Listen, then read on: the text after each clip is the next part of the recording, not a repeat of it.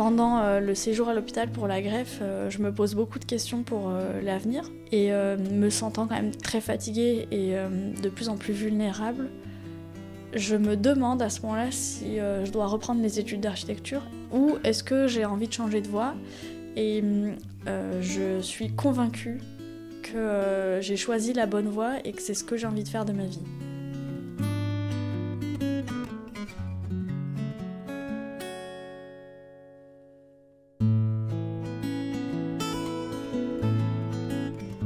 Déséquilibre, ce sont des patients qui racontent des tranches de vie avec la maladie. Des pathologies au long cours qui touchent aujourd'hui 1 personne sur 3 en France. De l'annonce douloureuse au poids des traitements, de la charge mentale quotidienne au regard des autres, de la manière de concilier vie professionnelle et vie familiale, à travers leur voix transparaît une expérience unique de la maladie. Ce podcast vous est présenté par l'Unité transversale pour l'éducation du patient du CHU de Besançon, en partenariat avec France Asso Santé Bourgogne-Franche-Comté. Les récits que vous allez entendre ont été recueillis par notre équipe. Ils sont une ressource précieuse que nous destinons à tous les patients et à tous les aidants confrontés à la maladie chronique, mais aussi à tous les soignants qui les accompagnent.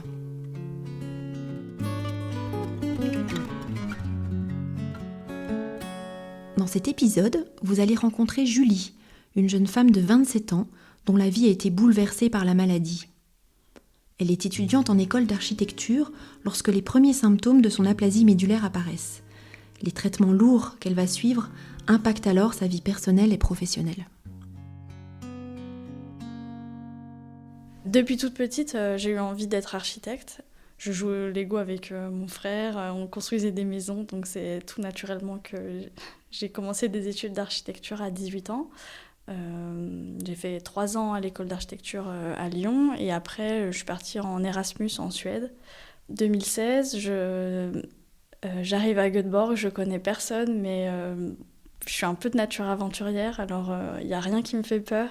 Je me sentais comme chez moi dès que je suis arrivée et j'ai fait donc de l'architecture et de l'urbanisme et le tout était un petit peu à la sauce suédoise, donc en pensant à l'environnement, bien-être, comment développer les villes, les stratégies du futur. Et ça m'a vraiment intéressée, toute cette partie du métier. Et donc la fin d'année se profile. J'ai pas envie de rentrer en France. Je me dis que j'ai pas fini mon aventure suédoise et qu'il faut que je trouve un travail en Suède et que je découvre aussi la vie professionnelle pour avoir l'expérience complète.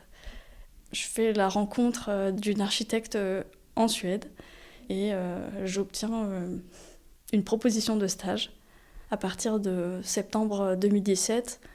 Et donc là, tout se met en place. Je prends une année de césure avec mon école à Lyon et je décide de rester 1 an de plus en Suède.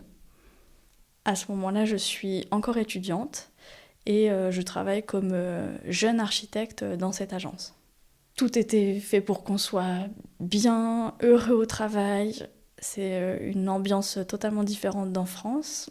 Donc c'était un rythme de vie très très intense, dans l'insouciance parce qu'on se sent infaillible à 20 ans, 22 ans. On a juste une envie, c'est de prendre tout ce qui nous arrive et de profiter de la vie.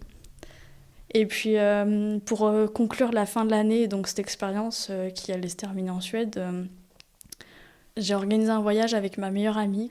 On s'était dit qu'on voulait partir en Laponie pour marcher, sans personne autour de nous, avec juste nos sacs en totale autonomie. Donc ça, c'était pendant l'été 2018 et ça nous a fait beaucoup de bien à toutes les deux.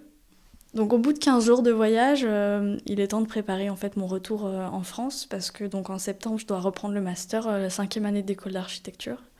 Moi, je suis assez fatiguée à ce moment-là, mais je me dis, il y a sûrement le décalage, le fait d'avoir voulu vivre pleinement l'été, je suis beaucoup sortie. Je commence l'école exténuée, j'ai 23 ans à ce moment-là. Je pense pas être pas en forme, j'avais fait beaucoup de sport. Donc c'était quand même préoccupant, mais je continue ma petite vie d'étudiante qui revient à Lyon. Et puis en fait, très vite, j'ai le cœur qui bat assez vite, sans comprendre pourquoi. En 10 jours, 15 jours, tout dégringole, j'ai des hématomes. Et à ce moment-là, je me dis, qu'est-ce qui se passe, quoi? Les vrais premiers symptômes, c'est un matin à la gym, le 15 septembre. Je fais un premier malaise à 9h du matin. Donc je finis l'entraînement épuisée. Je comprends pas, là, je me mets à pleurer en rentrant. Vers mes parents, on débrief. Je leur dis que je sais pas ce qui m'arrive, mais je suis fatiguée. Et ma maman me dit, on va aux urgences, c'est pas grave, faut juste qu'on comprenne ce qui se passe. Donc on va aux urgences le 15 septembre. Et j'ai du mal à m'exprimer, j'ai du mal à expliquer ce qui m'arrive parce que c'est pas clair. On m'écoute pas en fait, on me dit c'est de l'angoisse, t'es un peu stressée, qu'est-ce que tu as fait ces derniers mois? Donc je raconte le voyage en Suède, je raconte ce rythme de vie qui était un petit peu intense et voilà, on me dit c'est de la fatigue, tu rentres, tu déprimes.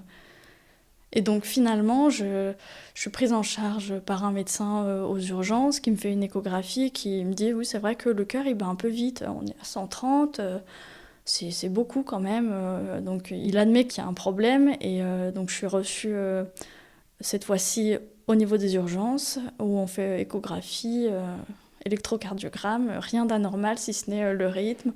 On me dit tu vas prendre un calmant et tu vas rentrer chez toi. Mais en fait, à ce moment-là, je suis épuisée. Et émotionnellement, c'est très dur parce qu'on ne se sent pas écouté. On sait qu'il y a un problème, on ne sait pas comment l'expliquer. Et en fait, les gens autour de nous, on a l'impression qu'ils essayent de nous convaincre que c'est de l'angoisse. Ouais, on ne te croit pas, quoi. Et ma maman demande à ce qu'on fasse une prise de sang. Donc la prise de sang, elle est faite...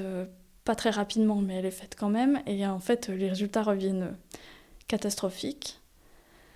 C'est-à-dire que, en fait, mon sang, si on veut une image, c'est presque de l'eau. Il y a presque plus de globules rouges, très peu de plaquettes. Bon, on ne sait pas ce qu'il y a, mais c'est urgent, il faut transfuser. Donc, le 15 septembre 2018, je pars toute seule au CHU. Dans ma tête, c'est une petite transfusion et on repart. Et puis après, je reprendrai ma vie d'étudiante. Et puis en fait, très vite se dessine un diagnostic parce qu'ils ont rapidement vu que c'était pas une leucémie. On m'annonce que en fait, c'est une maladie rare de la moelle osseuse. C'est une aplasie médulaire idiopathique. Il y a peu de cas par an en France. Ça concerne... surtout des enfants ou des personnes âgées. Mais quand même, il y a quelques cas vers 20 ans, 23 ans. Donc là, c'est moi, j'ai 23 ans. Et j'ai la maladie de la faute à pas de chance. On me parle de transfusion, le temps qu'il faudra pour être bien. On me parle qu'il y a des traitements qui existent. On me dit qu'il y a aussi, si jamais, la possibilité d'une greffe de moelle osseuse. J'ai jamais entendu parler de la greffe de moelle osseuse, je ne sais pas ce que c'est. Mais là, je me dis, faut que je sois dans les meilleures dispositions, moi, psychologiquement, pour arriver à passer ce cap. Et puis, tant pis, les études, entre guillemets, c'est secondaire. Donc, je décide d'arrêter mon année d'études dès septembre pour me concentrer sur ma santé, parce que de toute façon, il était impossible de réfléchir. Donc la première hospitalisation se termine, on met en place un système de consultation à l'hôpital de jour, d'hôpitaux de jour plusieurs fois par semaine, une ou deux en fonction du besoin. Et voilà, la vie pendant quelques semaines s'organise autour de choses basiques, simples, la vie en famille et les allers-retours à l'hôpital pour se soigner, transfuser et s'accrocher à la vie.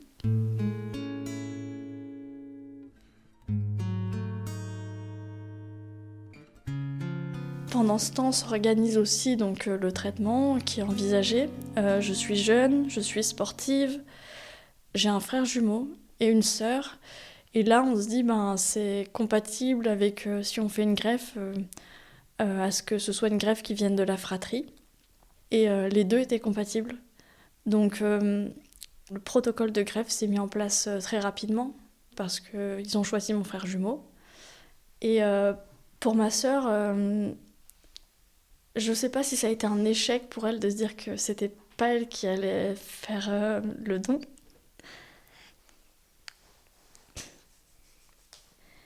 Et en retour, donc mon frère est choisi et elle se dit bah, moi je vais faire aussi une bonne action, je vais m'inscrire sur les registres pédiatriques et peut-être qu'un jour je serai appelée pour aider une autre personne.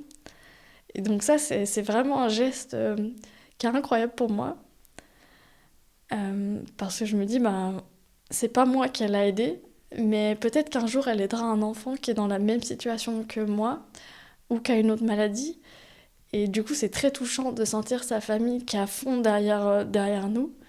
Et donc, mon frère a fait le don et ma sœur est donneur, inscrit veilleur de vie. Et donc, en fait, ben, c'est comme si elle m'avait donné. Je suis super fière de son geste. On arrive à la greffe en novembre. On va donc faire l'étape du conditionnement, qui est la préparation à la greffe avec de la chimiothérapie. C'est vrai que c'est assez intensif, il y a plusieurs chimios dans la journée. Pendant 7 jours de suite, on ressort complètement lessivé, mais on me dit bah c'est tout bon, on peut greffer. Donc c'était le 28 novembre 2018, une journée longue, courte à la fois, tellement intense que bah, on a pleuré toute la journée en famille. Il y a mon papa qui était présent. Dans la plupart des greffes, c'est des dons anonymes, et là c'est un don de ma famille. Je crois qu'il n'y a pas de plus beau cadeau. C'était vraiment comme une renaissance. C'est assez impressionnant parce qu'on voit le liquide qui est coloré, qui rentre dans son corps, et puis on se dit c'est pas mes cellules, c'est celles de mon frère jumeau. Et puis c'est ce qui va me permettre de revivre. J'étais sauvée en fait, alors que le plus dur commençait, je ne savais pas encore. Pendant le séjour à l'hôpital pour la greffe, je me pose beaucoup de questions pour l'avenir. Déjà, je ne sais pas si ça va marcher, même si je crois en moi à 100%. Je me rends compte que ça va être quand même très très long de récupérer de cette aventure, parce que je l'appelle une aventure. Et la maladie m'a coupée dans ma vie pendant un temps, et on ne sait pas combien de temps ça va durer. D'un côté, j'ai envie de reprendre ma vie normale, de redevenir étudiante, parce qu'en fait, je vois mes camarades qui continuent leurs études, qui sont en train de faire ce que j'aurais dû faire et ce pourquoi je m'étais projetée pour l'année. Et moi, en fait, c'est un petit peu déroutant parce que je suis totalement perdue à ce moment-là. Ça me fait un peu mal au cœur parce que je me dis que je prends du retard. Et quand on est jeune, c'est dur de voir les autres avancer et de se dire qu'il faut se battre pour retrouver en fait le chemin de la professionnalisation et pour finir ses études. Je me demande à ce moment-là si je dois reprendre mes études d'architecture ou est-ce que j'ai envie de changer de voie. Et je suis convaincue que j'ai choisi la bonne voie et que c'est ce que j'ai envie de faire de ma vie.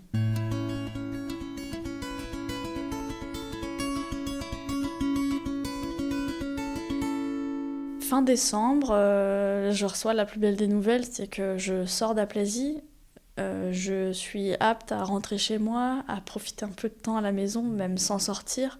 Donc je suis sortie le 28 décembre, donc un mois après la greffe, pile.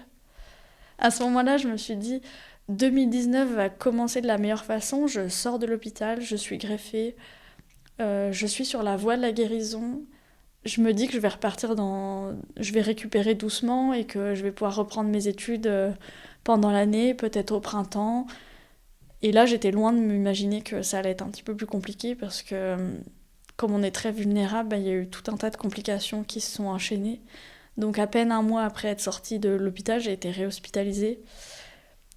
Et en fait, là, ça a été encore plus dur qu'avant parce qu'on retombe plus bas, parce qu'on est déjà fragile, avec tout un tas de complications virales, fongiques, infections dans les poumons, des virus, des bactéries, des parasites, tout en même temps.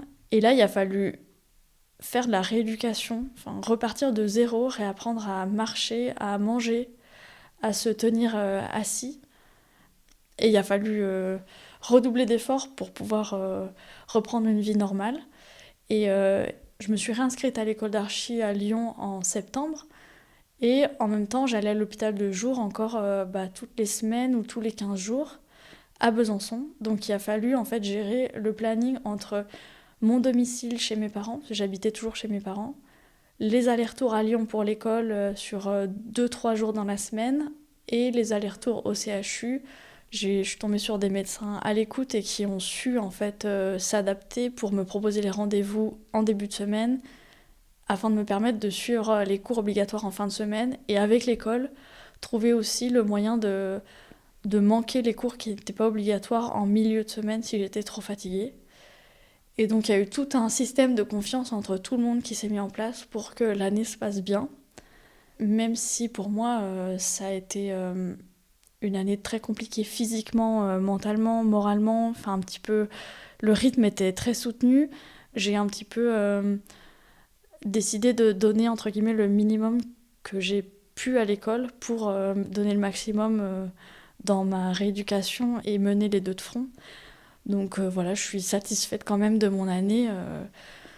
J'ai obtenu mon diplôme en septembre 2020 parce que c'était l'année où on a eu le Covid. Donc on a été confinés à la maison. Et du coup, les cours se passaient en visio la plupart du temps, ce qui pour moi était un grand soulagement parce que si j'étais à l'hôpital, je pouvais quand même suivre les visios. Si j'étais fatiguée ou pas, je pouvais décider de décaler ma séance de travail. Et donc j'ai eu la possibilité de rendre tout mon travail fin août, contrairement à tous les autres qui l'ont rendu au mois de juin.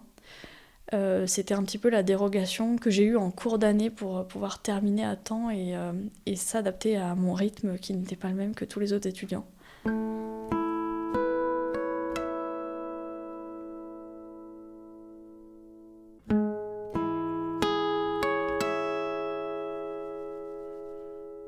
J'avais fait des stages pendant toutes mes années de licence dans un atelier d'architecture dans le Jura. Et je savais qu'en sortie de mon diplôme, j'allais être embauchée à cet endroit-là. C'était aussi ce que je voulais, donc très contente. C'est pour ça que l'année s'est bien passée. J'ai pas eu la crainte de me justifier de mon état de santé auprès de mon futur employeur, puisqu'il était au courant et qu'il avait totalement accepté cet état de santé. Mon patron a été très conciliant et très compréhensif là-dessus, donc on y allait tranquillement. À l'hôpital, je fais la rencontre pendant l'été d'une assistante sociale pour lui faire part de un petit peu mes angoisses par rapport au rythme de travail. Je suis convaincue que je ne vais pas pouvoir tenir un temps plein. Je fais encore beaucoup de siestes, j'ai besoin de temps de repos, j'ai besoin de temps de rééducation. On est quasiment 2 ans après la greffe. Mais en fait, avec toutes les complications, je suis encore très fragile et elle me propose de faire des dossiers pour être reconnue handicapée. Ce que je fais, et j'obtiens donc un statut de RQTH, donc reconnaissance du travailleur en situation de handicap, ce qui me permet d'avoir dans un premier temps déjà une adaptation de mon poste de travail. Et ça a été très important parce que je travaille sur un ordinateur toute la journée. Et donc on a pu investir dans du bon matériel pour être assis correctement, avec un système de tablette et pas d'ordinateur, ce qui me permet au niveau de toute la pression musculaire, d'être bien mieux installée que sur un poste de travail standard. Et la reconnaissance du handicap a permis aussi d'aider mon employeur à m'embaucher parce que donc, dans un premier temps, on savait que j'allais pas être rentable. Donc je commence de travailler à temps partiel, 24 heures par semaine. S'il y a des semaines où je suis fatiguée, je prends un peu plus de temps pour moi, on compte pas forcément les heures. Et puis s'il y a des semaines où ça va mieux, en échange, je lui promets que je serai là s'il y a besoin, un petit peu plus, au-delà de mon 24 heures. Mes plus gros symptômes à ce moment-là, c'est des migraines qui sont longues, éprouvantes, parce que j'ai des vomissements. Quelques soucis encore avec la GVH, donc la réaction de la greffe. Donc ça génère un peu des angoisses aussi chez moi. Et c'est surtout la fatigue. Le seul inconvénient de la fatigue, c'est que c'est difficile à mesurer pour quelqu'un de l'extérieur. Surtout quand on est dans un métier de représentation où il faut donner de l'énergie, il faut paraître en bonne santé, il faut être actif. Il y a beaucoup de déplacements sur des chantiers, pour des réunions. C'est un métier de communication et en fait quand on est fatigué, des fois on a juste envie d'être tranquille assis à son bureau. La fatigue est un handicap invisible et c'est vraiment le plus difficile c'est un peu un sujet tabou dans le monde du travail de dire qu'on est fatigué. Et donc, je trouve des excuses parfois pour justifier que je serai absente ou qu'il faut décaler une réunion. À chaque fois, en fait, c'est du bricolage pour se sortir d'une situation qui ne devrait pas exister.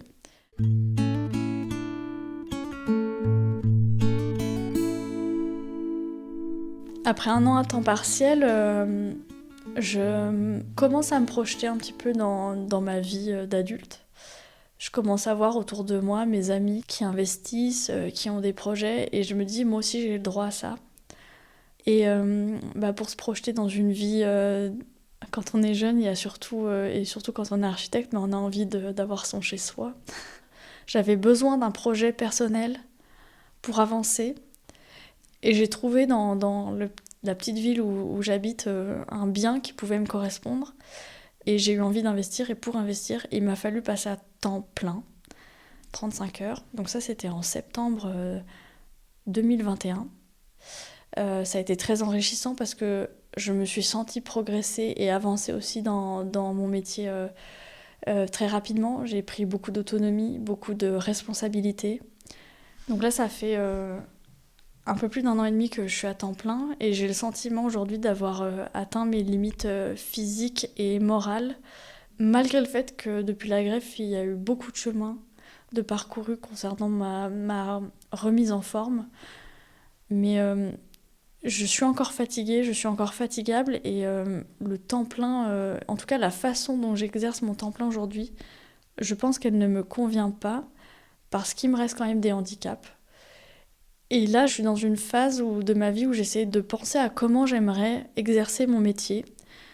Celui que j'ai choisi, celui pour lequel, quand j'étais malade, je me suis reposé la question de savoir si c'était celui que je voulais exercer, et j'en étais convaincue.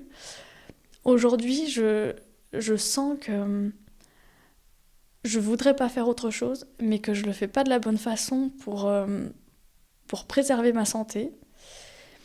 Pour l'instant, j'essaye vraiment de donner ce que je peux la semaine, et puis tant pis, je fais le sacrifice de mes week-ends, donc je récupère de ma fatigue de la semaine sur mes week-ends. Je sais pas combien de temps ça peut durer, mais je cherche des solutions pour exercer différemment.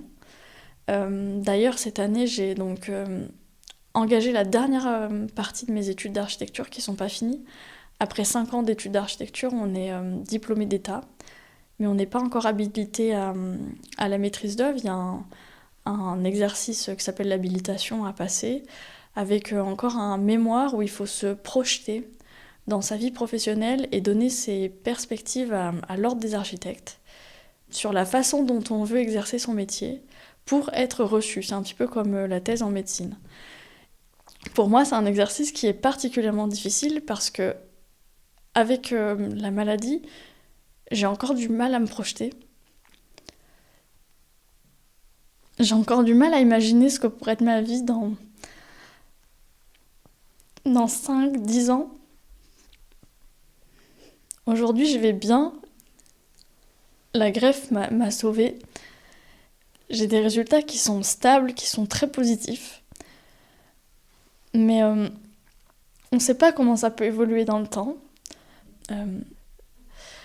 Et je pense qu'il y a quelque chose à créer aussi, à la fois dans le métier et à la fois dans l'accompagnement des gens qui ont des handicaps invisibles ou des situations un petit peu différentes de la norme, pour s'assurer qu'ils vivent bien leur insertion professionnelle. Et donc en même temps, je pars de mes difficultés et j'essaye toujours de les transformer en un atout, en une façon d'aider les autres, parce que moi, on m'a beaucoup soutenue, on m'a beaucoup aidée, on m'a donné beaucoup d'amour pendant toute cette période difficile. Et en échange, je sens que j'ai beaucoup de choses à redonner aussi aux autres. Et une des expériences très positives que j'ai eues pendant toute cette aventure de la maladie, c'est que j'avais besoin d'écrire. Et donc il y a un livre qui a été imprimé après la rencontre de l'association Traces de Vie, qui est une association dans le Jura. Et Christelle m'a aidée à mettre en forme tous mes écrits pendant la greffe. Et après, les hospitalisations, mon ressenti, mon vécu sur la maladie. Et aujourd'hui, ce petit livre, il m'accompagne au quotidien. Et il aide d'autres personnes à comprendre des choses sur ce qu'ils vont vivre. J'ai appris beaucoup de choses sur moi-même, sur mes capacités à endurer des épreuves. Et je pense que aujourd'hui, ce qui fait que je tiens le coup au niveau professionnel, c'est aussi la capacité d'avoir surmonté ces difficultés de la vie. Et donc voilà, c'est un petit peu le message que j'aimerais donner vis-à-vis de tout ce que j'ai appris sur moi-même en éprouvant ces difficultés.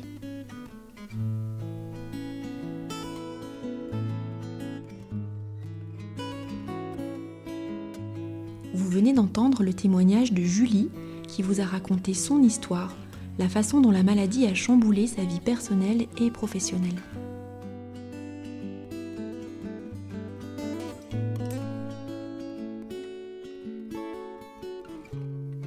Déséquilibre vous est présenté par l'Unité transversale pour l'éducation du patient du CHU de Besançon, en partenariat avec France Asso Santé Bourgogne-Franche-Comté.